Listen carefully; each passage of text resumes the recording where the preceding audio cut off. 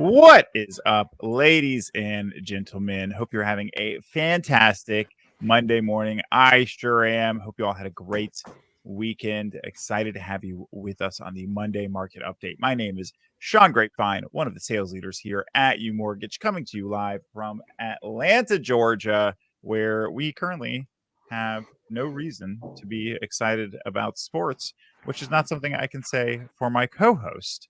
He's from Kansas City. And if he is the Travis Kelce of UMortgage, then Jerome Powell is his Taylor Swift. It's a match made in heaven. He's saucier than the burnt ends at Jack Stack Barbecue down the street from his house, and nearly as satisfying to be around. He's the terror of the T-Bill, the MBA of the MBS. He's the Helios of the HELOC, the discipler of the DSCR, and the locksmith of the lock desk. I am joined today by the one, the only, Jon Arnsmeyer. Welcome. Welcome. Thanks for having me.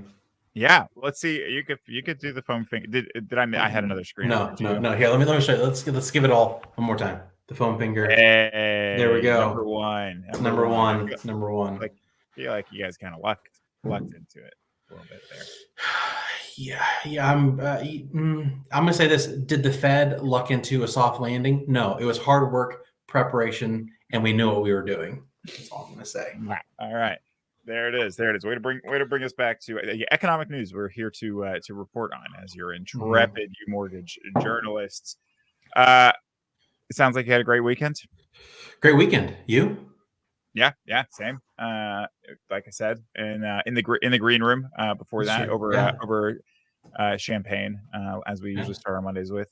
I spent the weekend in New York City, which was great. Had some fun times there. But let's talk about the champagne, the bubbly we may be pouring in celebration at the end of this week, or dumping down the drain, depending on how things go. We have a busy week in economic news lined up. Literally nothing today. Today is just like everybody's on tenterhooks, I would say. Right. And then it really kicks off. Tell us what we're going to be dealing with and how it's going to affect us. How it could affect us. So buckle up is what I would say. So tomorrow, kind of the big pieces is tomorrow we've got job openings and consumer confidence. Wednesday, my friends, is the big one. That's where we have our first Fed meeting of the year. But on that, there's no expectation for rate cut. It sounds like they're just going to keep it steady. But that's that. Thursday, we've got jobless claims. We've got some manufacturing data in there. And then Friday, we've got non-farm payrolls and then the unemployment rate. So there's a lot of stuff. And I know we've discussed this, but it's also a big week for earnings. You got Microsoft, Apple, Amazon, and Google all coming with earnings, which will help share that bigger picture of what's going on with the economy and inflation. It's going to be a huge week. The only people who we're not really paying attention to are those on farm payrolls. Who knows? Right. Nobody cares apparently whether those go up or down. It's just about those non-farm payrolls is really what's important. So what are your thoughts here? Obviously it's not what the Fed does, it's what they say. That's kind of like they are never going to make a surprise decision. Again, I think it burned them several times a couple of years ago, and now they really make sure to telegraph several meetings in advance when they're thinking of locking or floating, of raising or reducing the federal funds rate. That being said, I think this is the last one before March, which is sort of the meeting where everybody pegged as like, hey, are they going to move this? Are they going to reduce their interest rate? So if they are going to get out in front of it, what they say at the end of Wednesday's meeting is going to be what informs us whether or not that is a legitimate thought or not. Am I reading that right? Yeah, you are. But also there's a lot of tea leaves showing that they might even push those rate cuts to May.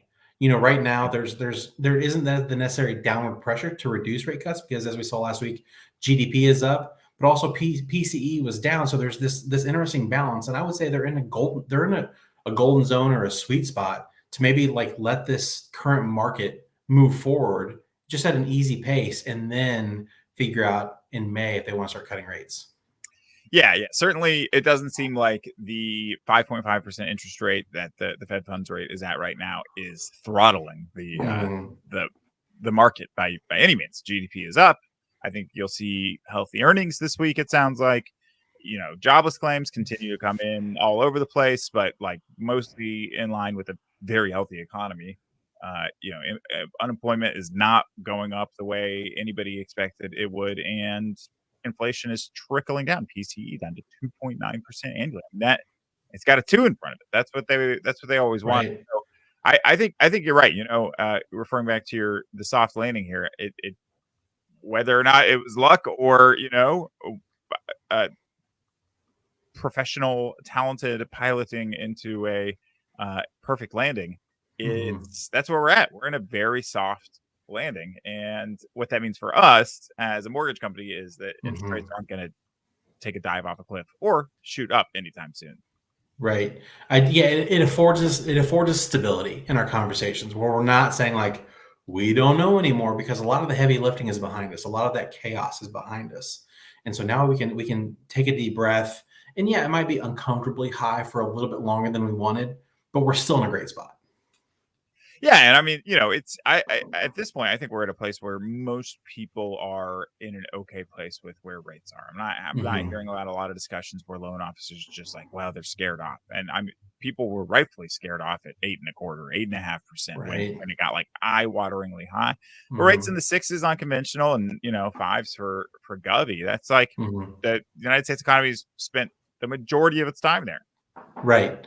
Yeah. I mean, and I think that's like I bought my house in 2017, was able to refi in 2020, but like even then, that was like extraordinary circumstances to get, those 2% rates. And I think we want that. But also, honestly, it's like you have to step back and look at the whole picture. We're healthy right now. Yeah, agreed. I think, the one pre-COVID, 2019 was my most successful year that I've ever had as a loan officer. And that was the first year rates were really for my career were, inching into the 5s, and nobody really cared. So I think we're definitely in a place where the general home buying public is okay with rates. I think the issue is that things look a little different than they did even 5 years ago from a price point of view. And that the low rates for 36 months didn't really help the affordability picture. But it looks like the GSEs are out to make sure affordability is something that is made available to as many people as possible, and then we're also seeing a lot more inventory, at least in Atlanta, where prices aren't necessarily coming down, but it's not a bidding war for every house. So things are kind of coming into focus as a well-balanced, healthy market somehow against all odds, and that's okay, right? I would prefer the mayhem of 2020 and 2021, but as a close second, this will do. Yeah. I mean, we both love the chaos. I think I was reading over the weekend. It was Paul Krugman. He's a cyclist, and he was talking. And you're a cyclist, and he was talking about like I think we instinctively in our gut are expecting more heavy lifting to do. And he was sharing this analogy of that he was on a cycling trip, and everyone was like, "Hey, there's a really steep climb coming up. Brace for it." And then he went over these series of hills, and then he got to the end, and he was like, and they're like, okay, that was it. And then it was fine from there. And I think that same thinking applies to where we are now. Is I think we are bracing for this really long, really hard climb. And the truth is the Fed probably nailed the soft landing, and the hard lifting is behind us. So we are over the col de Galibier of exactly to remind everybody the famous climb from stage 11 of the 2022 Tour de France. Just a really hard one. And I'm sure everybody remembers that. I don't need to explain that reference at all. Who amongst us?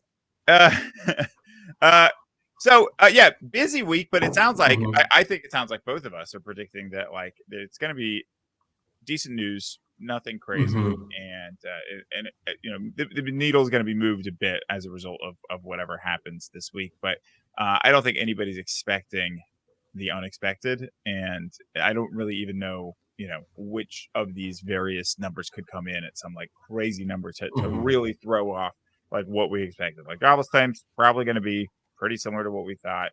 I'm sure the Fed is going to be very careful and say probably not March, but maybe. And then unemployment, jolts, the job openings going to be right in line with what we've seen. So it seems like a week for people who love news but don't want anything crazy to happen. Right. I would agree. And I know last week we said, hey, how are we going to have those conversations with our realtors? And we said, let's put it on pause to this week. I think looking into this week, circling back to that, I do think this is that opportunity to follow up with the realtors and say, hey, the market is stabilizing. We are in a good spot, to ease some of those anxieties. And I know there's some uncertainty or maybe anxiety around like home prices and rates because they aren't 2019, 2020, 2021 rates. But like you said, the economy was used to 5% rates before COVID. So I think it's an opportunity to say, hey, we're okay. Let's move forward together. Yeah, for sure. I think this is a great opportunity to have those common conversations, especially if somebody sees the headline, so the Fed's meeting. Like if you are not having a conversation with your agents in advance of every Fed meeting, well, you should be, because there's so much confusion around how it all works. The fact that they're gonna say, hey, rates are staying the same, or rates, like, especially when they start to ease and cut rates, the fact that might not show in rate, like our mortgage rates immediately, or there'll be an outsized effect. Everybody's going to be talking about it. And once the Fed meeting is over, it's generally too late. Like they've already seen it, they've already processed it, somebody else has already explained it to them. So really having those conversations in advance of the meeting is a great way to start that conversation. And then afterwards, you send them all a text using your Reach app to every single agent that you had a conversation with, and you say, hey, this one is expected, no big change, or this didn't go as expected, here's the change. And really having an opportunity for a 1-2 punch of educating and staying in staying in their bubble, staying in top of mind. So after this week, we'll have again, like you said, a much better view of where we're headed for the remainder of the first quarter. And yes, you should be having conversations about that. Now, if you want somebody to take over that conversation and to direct your real estate agents to an analysis of the Fed's meeting we are having at 1 p.m. this Thursday, the Fed Day recap with myself and Andrew Cady, I think. With myself and Andrew Cady, we're going to be broadcasting on LinkedIn, on Facebook, and probably Workplace as well. And you guys can tune in, check that out, send your real estate agents that way, and we'll kind of break down what happened, what was said, how it affects us, how it affects agents, how it affects clients, and really just try and give some good talking points around, how to interpret what just happened. So definitely be there. John Mark, any exciting process partner product updates upcoming for us? I know you said there's none to announce today, so no pressure. But yes, none today. So we will reconvene in the green room to discuss potential things. Okay. All right. Well, hey, you can't tell me anything. I'm a horrible secrets keeper, so don't tell me anything you don't want shared with the whole class. So just be. I know that, ready. Sean. I get too excited.